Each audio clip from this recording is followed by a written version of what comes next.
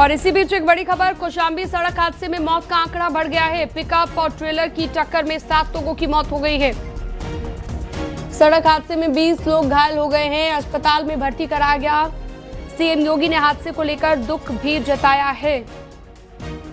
प्रशासन को राहत बचाव कार्य के निर्देश जारी कर दिए गए। कड़ा धाम मंदिर से लौट रहे थे, फतेहपुर के रहने वाले हैं सभी श्रद्धालु। सैनी थाना के डोरमा का ये मामला बताया गया है।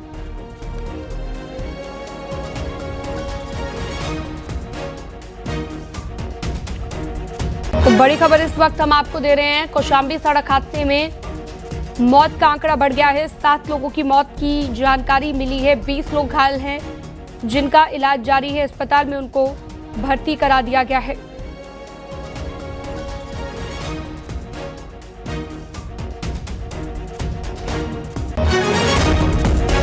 सड़क हादसे में 20 लोग घायल, इलाज जारी है। पिकअप और ट्रेलर के बीच ये टक्कर हुई है। ऋषभमणि त्रिपाठी ज्यादा जानकारी के साथ जुड़ गए हैं। ऋषभमणि, अभी क्या लेटेस्ट अपडेट हादसे से जुड़ा हुआ? देखिए, अभी बताया जा रहा है कि जो मरने वाले हैं, मृतकों की संख्या में इजाफा हुआ है। मृतकों की संख्या बढ़कर 7 हो गई है। 2 की हालत अब भी गंभीर बनी हुई है और हालांकि प्रशासन की ओर से ये निर्देश दिए गए हैं जो बेहतर से बेहतर स्वास्थ्य सुविधाएं हों, सेवाएं वो मुहैया कराई जाएं। उसी को देखते हुए जिला अस्पताल से लेकर के कुछ लोगों को हायर सेंटर के लिए रेफर भी किया है। लेकिन अभी का अपडेट ये है कि 2 मौतें और कंफर्म हो गई हैं और हादसे में मरने वालों की संख्या बढ़ भी सकती है। वहीं मुख्यमंत्री की ओर से भी इस पूरी घटना पर शोक प्रकट किया गया है। अफसरों को निर्देश दिए गए हैं मौके पर पहुंचे और जो उत्तम स्वास्थ्य सुविधाएं वो मुहैया कराई जाएं। ठीक है, बहुत शुक्रिया तमाम जानकारी विस्तार से देने के लिए आपका।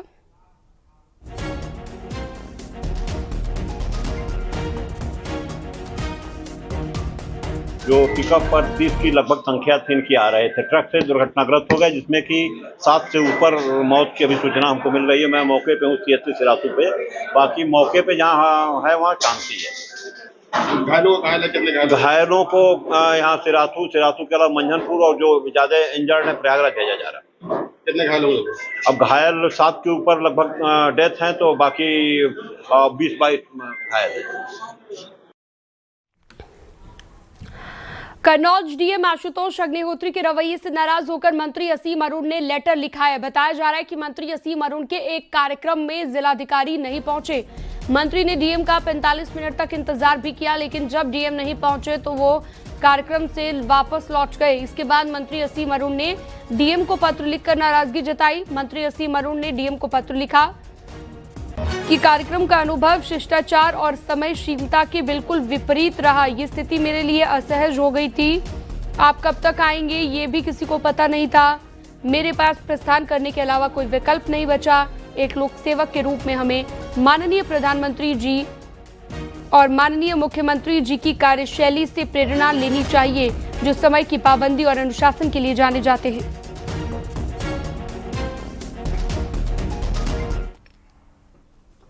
बढ़ते हैं आगे। वहीं मंत्री असीम अरुण के अपमान को लेकर उनके समर्थकों ने डीएम के खिलाफ प्रदर्शन किया है। नाराजगी जताते हुए डीएम के खिलाफ जमकर नारेबाजी की गई है। सस्पेंड करने की भी मांग उठाई गई। समर्थकों का कहना है कि सम्मान के साथ समझौता नहीं होगा। समर्थकों के प्रदर्शन की खबर सुनने के बाद मंत्री असीम अरुण मौके पर पहुंचे। समर्थकों को समझाकर जाम को खुलवाया गया।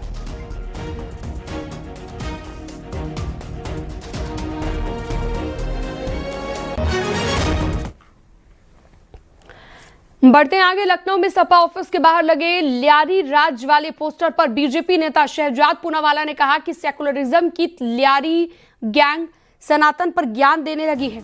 राम भक्तों पर गोलियां चलाने वालों को प्रभु राम की याद आ रही है।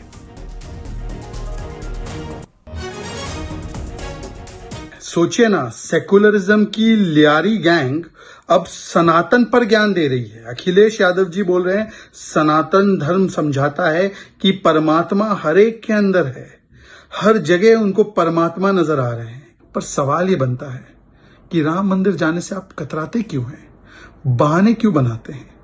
ये इसलिए है क्योंकि आपने हमेशा वोट बैंक नीति को राष्ट्र नीति के ऊपर रखा है।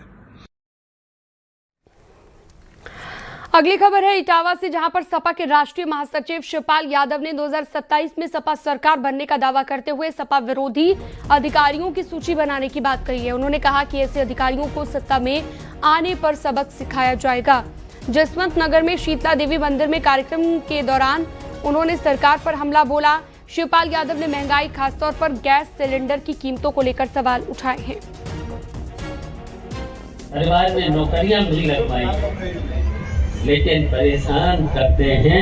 लेकिन अब की बार नाम जरूर लिख लेना, मुझे दे देना। मैं दहशत में सूची बना रहा हूँ, अब की बार में सूची बना रहा हूँ। और परेशानी तो बहुत है इस समय, महंगाई की परेशानी आई चुकी है। LPG सिलेंडर अब कितने का मिल रहा है?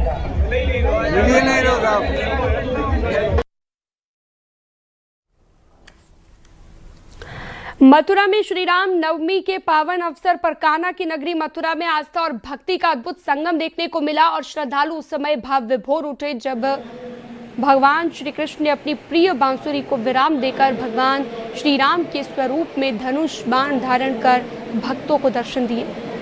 ये दिव्य झांकी जैसे ही प्रकट हुई, मंदिर परिसर जय श्री राम और राधे राधे के जय घोष से गूंज उठा। पूरे मथुरा में रामनवमी के अवसर पर जगह जगह पर जन्मोत्सव की धूम रही। मंदिरों को भव्य रूप से सजाया गया। विशेष पूजन और अर्चन के साथ भगवान राम के जन्म का उत्सव मनाया गया।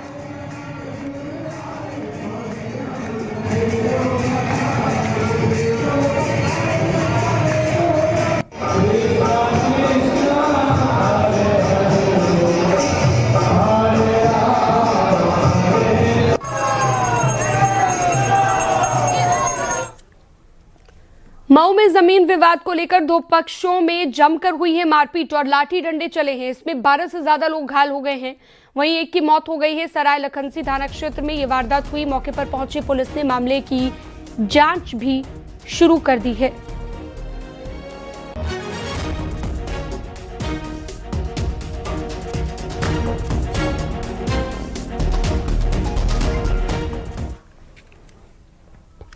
मुजफ्फरनगर पुलिस ने तस्कर बाबू उर्फ रियाज को बड़ी कार्रवाई करते हुए 80 करोड़ से ज्यादा की चल संपत्ति उसकी जब्त कर ली है। आरोप के मुताबिक उसने मादक पदार्थों की तस्करी से ये संपत्ति अर्जित की थी। यूपी में अब तक की सबसे बड़ी संपत्ति जब्त की कार्रवाई बताई जा रही है। आपको बता दें, थाना बुढ़ाना पुलिस ने शातिर अवैध मादक पदार्थ तस्कर अभियुक्त बाबू उर्फ रियाज के कब्जे से करोड़ों की स्मैक बरामद की थी। इस मामले में उनके खिलाफ केस दर्ज किया गया था। जांच में सामने आया उसने बरेली और शाहजहांपुर में अपने परिजनों और रिश्तेदारों के नाम पर करोड़ों की संपत्ति खरीदी थी, जिसको अब जब्त किया गया है। 34 जो चिन्हित की गई थी, उसको पिछले दिनों में जो है दिसंबर के महीने में उसके खिलाफ NDPS एक्ट के तहत कार्रवाई की गई थी। स्मैक बरामद की गई थी काफ़ी भारी मात्रा में, काफ़ी बड़े मूल्य की। उसके तहत इसकी प्रॉपर्टी जो उसने 2012 के बाद कमाई थी, जो है इस तरह के नारकोटिक्स के धंधे को करके अवैध रूप से कमाई थी, उसमें 34 प्रॉपर्टीज़ को आइडेंटिफाई किया गया था। इस प्रॉपर्टीज़ का सीजर इसके रियाज और बाबू का किया गया है। माननीय न्यायालय के निर्देशों क्रम में जो उचित और सक्षम न्यायालय है, दिल्ली में बैठती है साफिमा कोर्ट, उसके माध्यम से इस प्रकार से 34 प्रॉपर्टी को सीजर करके लगभग 80 करोड़ का एक कार्रवाई सुनिश्चित की गई है सीजर की ऑपरेशन सवेरा के तहत। हरदोई में पुलिस ने एसपी नेता यदुनंदन लाल वर्मा के खिलाफ केस दर्ज किया है। उसके ऊपर भगवान राम पर अभद्र टिप्पणी करने का आरोप लगा है। पुलिस ने वायरल वीडियो का हरपालपुर कोतवाली में FIR दर्ज की है। शिकायत में आरोप लगाया गया कि एक सार्वजनिक सभा के दौरान सपा नेता ने अपने भाषण में धार्मिक भावनाओं को आहत करने वाली और भड़काऊ टिप्पणियां की है। उन्होंने हिंदू धर्म ग्रंथों, विशेषकर वाल्मीकि रामायण का गलत संदर्भ देते हुए भगवान श्री राम के अस्तित्व पर सवाल उठाए और भीड़ को उकसाने की कोशिश की। पुलिस अब उसकी गिरफ्तारी की भी कोशिशों में जुटी हुई है। बात समझ कि नहीं? ये हमारे महापुरुष। अच्छा, एक बात और बताओ, रामपाल ने राम से कहा सीता को सुग्रीव नहीं वापस करा पाएगा। मुझसे कहा होता मैं वापस करा देता। राम ने कहा तुमको जिंदा कर दें, उसने कहा अपना जीव नाथ रघुराई तुम्हारे हाथ में मैं पाई, मेरी मृत्यु तुम्हारे हाथ सुई, अब जीने की कोई इच्छा नहीं है। महाभारत में पहुंची है, कृष्ण की 120 वर्ष की अवस्था हुई, एक बहेलिये ने तीर मारा। अब इन्होंने कहा हम तुमको मोक्ष दिए देते हैं। राम ने कहा, जब उसने कहा हमको जीने की कोई इच्छा नहीं है, तो राम ने कहा हम तुमको मोक्ष दिए देते हैं। मोक्ष का मतलब है आत्मा परमात्मा में लीन हो गई, आवागमन से मुक्त हो गई। समझ में? महाभारत में क्या लिखा हुआ है? कृष्ण की 120 वर्ष की अवस्था हुई, एक बहेलिये ने तीर मारा, जिससे कृष्ण की मृत्यु हो गई। यह बहेलिया वही बाली था।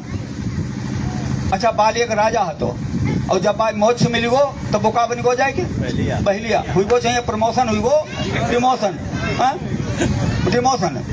अब बेचारो बड़ा मुश्किल में 2-4 चिड़िया रहे मान लो थी। और राजा भाई, बाली राजा होगा तो 100-200 लोग रोज खाना खाते ही। भाई सही बात है कि नहीं? और रुकते एक छोटे से